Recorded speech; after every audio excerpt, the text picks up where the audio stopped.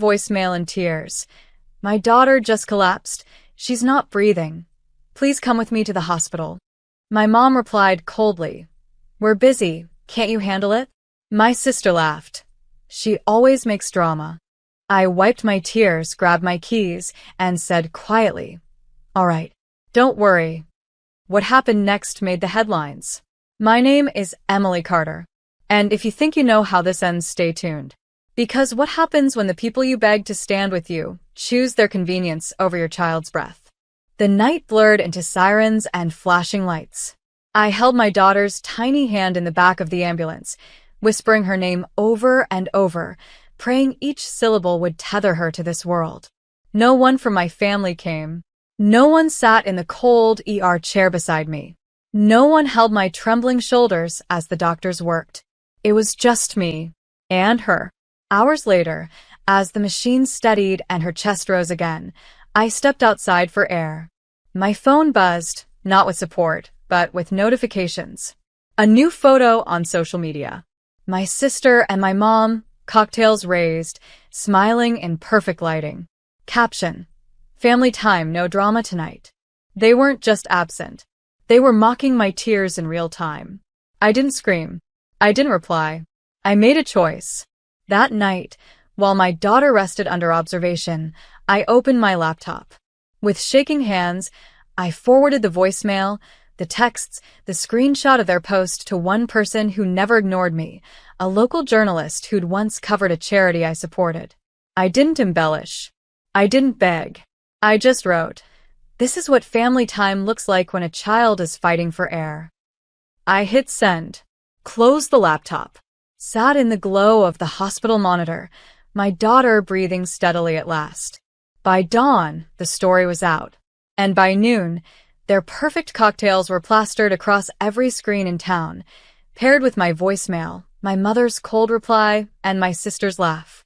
The headline read, "Mother left alone in crisis, while her family mocked her tears." And for once, the world saw what I had carried in silence all along. By sunrise, my phone vibrated nonstop, but this time not from my family. Reporters, neighbors, strangers, all asking the same question. Is it true? The article had gone viral overnight. The voicemail transcript was printed in black ink for the world to read. Emily Carter, tearful, "My daughter just collapsed. She's not breathing. Please come with me to the hospital." Mother, "We're busy. Can't you handle it?" Sister, "She always makes drama." Alongside the words were their own smiling faces, drinks raised, time-stamped just minutes after I begged for help. By noon, the story trended nationally. My inbox flooded with messages of support. "You're not alone. We would have stood with you. Your daughter deserves better." Meanwhile, my mother's voicemail broke through the noise at 12:03 p.m. "Emily, how dare you share this with outsiders? People are calling. Do you realize what you've done to our name? Our name. Not my daughter. Not her survival. Their reputation." Minutes later, my sister texted, frantic, "Delete it now. This is humiliating. You're blowing things out of proportion, like always." Blowing things out of proportion. I stared at my little girl, still pale, still tethered to wires, fighting for strength one breath at a time. There was no proportion to exaggerate. There was only truth. And the truth had finally found a microphone. That afternoon, a local news crew arrived at the hospital. I stood in the courtyard, hair pulled back, exhaustion painted across my face. Cameras rolled as I spoke quietly. I asked for help. I was told I was dramatic. My child's life was at risk, and instead of showing up, they raised cocktails. The clip aired on the evening broadcast, cutting between my tired face and their social media post. The contrast was damning. By the end of the day, the restaurant where they posed had deleted the tag photo. My mother shut down her account. My sister locked hers. But the internet doesn't forget. Screenshots lived everywhere. I didn't reply to their calls. I didn't need to, because every unanswered ring was answered by the world itself, a world that had finally seen the family behind the mask. And this was only the beginning, because headlines fade, but consequences they linger. By the third day, my story was everywhere. Headlines blazed across screens. Mother begs for help during child's collapse. Family chooses cocktails instead. Clips of my tearful voicemail played on morning news shows, paired with the hollow replies from my mother and sister. Everywhere they turned, my family's words followed them. My coworkers, the same ones who rushed to hold me steady that night, shook their heads in disbelief. How could they? One whispered. Another left flowers at my desk for my daughter. Strangers began sending letters to the hospital, small cards filled with prayers and solidarity. Meanwhile, my family panicked. At 9:17 a.m., Mom left me a voicemail. Emily, people won't stop calling us. You need to tell them you exaggerated. This is ruining our reputation. At noon, my sister texted. Delete everything or I swear I'll never forgive you. Forgive me? The irony stung like salt in an open wound. I didn't respond. I didn't have to, because the world already had. That evening, a local news crew returned, filming me as I held my daughter's small hand. She was recovering, color returning to her cheeks. I kept my words simple, calm, deliberate. I asked for help. They chose not to come. That's not drama. That's truth. The segment ended with a split screen. On one side, me and my daughter in the hospital room, quiet but together. On the other, my mother and sister's smiling cocktail photo, time-stamped. The contrast said more than I ever could. By the fourth day, the fallout spread. Their social accounts were locked. Friends unfriended them. Neighbors whispered when they passed. My mother's book club canceled its meeting. My sister's co-workers avoided her desk. But I stayed silent. I let the world decide what the truth looked like. Because sometimes the loudest revenge isn't confrontation. It's letting people reveal themselves and allowing everyone else to see it. And while they scrambled to salvage their reputation, I was already building something bigger. A platform for parents who had been left alone in hospitals just like me. And this time, my daughter wouldn't just survive. She would grow up watching her mother stand. The foundation started with a single post. I uploaded a photo of my daughter's tiny hand wrapped around mine, for taped to her arm. Captioned simply, "No parent should face this moment alone. If your family won't stand with you, strangers will." Launching the Stand Beside Fund to support caregivers abandoned in crisis. Within hours, donations poured in. Messages from parents across the country filled my inbox. This happened to me too. I thought I was the only one. Thank you for speaking out. The irony was sharp. The people who left me at my weakest had given me the loudest platform I'd ever stood on. Meanwhile, my family's silence cracked into panic. My mother's call came first. Emily, enough is enough. You've made your point. Take it down before this destroys us completely. Us. Never me. Never my daughter. Only them. Then my sister. Do you have any idea how humiliating this is? People at work won't even look me in the eye. Fix this. But there was nothing to fix. The damage wasn't mine. It was theirs. At the hospital, the nurses cheered when the local news aired another segment about the fund. They wheeled in a TV so I could watch, a reporter standing outside the hospital, holding up my post, calling it a movement born out of abandonment. And in the corner of the screen, a smaller box played footage of my family leaving their favorite restaurant, faces hidden, reporters shouting questions they refused to answer. For once, the spotlight wasn't theirs to control. I didn't text them back. I didn't answer their calls. I didn't owe them explanations anymore. Because the truth had already spoken. That night, as my daughter slept peacefully for the first time in days, I sat beside her bed, tears sliding silently down my face. Not tears of grief, but relief. Because the family who tried to erase my pain had been erased by their own cruelty, while I stood stronger than they ever believed I could. And deep down, I knew the story wasn't finished yet. The world had seen the headline. But the real ending was still waiting, and it would unfold on a stage they cherished most, the community gala. The gala was everything my family worshipped, chandeliers glittering above, photographers flashing at the entrance, tables lined with silver cutlery and champagne glasses. This was their stage, their chance to remind the community who they were. Except tonight, the script had changed. The organizers had invited me weeks earlier, unaware of the storm about to break. My story had gone national. My daughter's photo, small, fragile, recovering, had become a symbol for parents everywhere. And now, my name was printed boldly on the program. Keynote speaker, Emily Carter.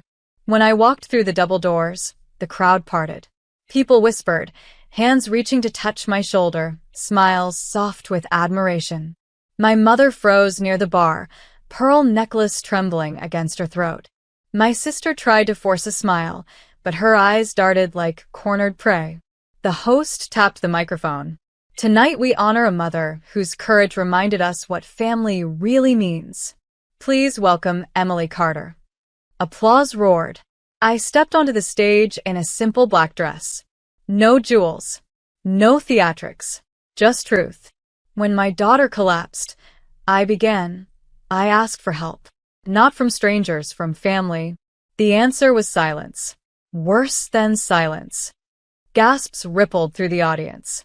I paused, letting the weight settle. But here's what I learned. Sometimes family isn't the ones who share your blood. Sometimes it's the nurse who sits by your bed. Sometimes it's the stranger who donates $5 to help you breathe a little easier. Sometimes it's a city that refuses to let your story be buried.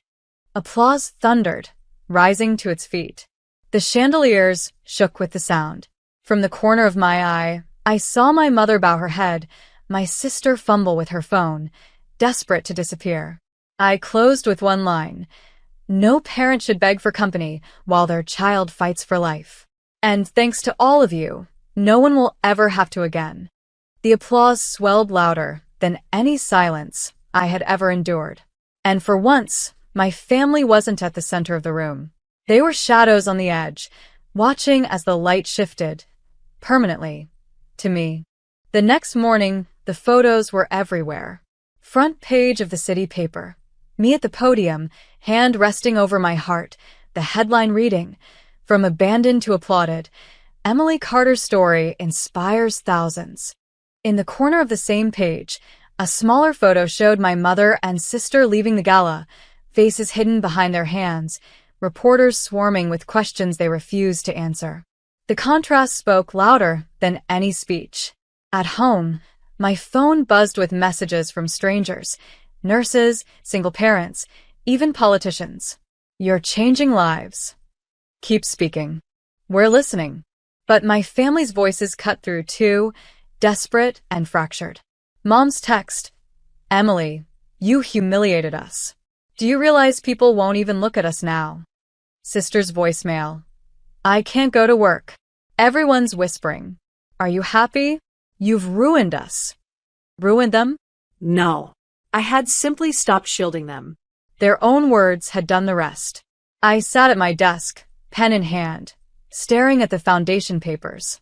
Donations had doubled overnight.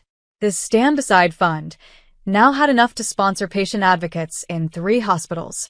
My daughter's photo, framed beside the paperwork, reminded me why I started. She was alive, and I was finally standing. That evening, the 6 o'clock news aired an interview clip. The reporter asked me, "Do you regret sharing your family's replies?" I looked straight into the camera. No. Because silence protects patterns. And I refuse to let this pattern continue. Across town, my family watched the same broadcast. Neighbors texted me later. "Your mom left the store in tears. Your sister stormed out of work again." I didn't celebrate their humiliation. I didn't need to. The real victory was simpler. My voice was finally louder than their dismissal. And still, one last stage remained. Because the hospital where I had begged for company now wanted me back, not as a patient this time, but as a guest of honor. And my family would have no choice but to see me there, standing where they had refused to sit. The hospital auditorium was filled wall to wall.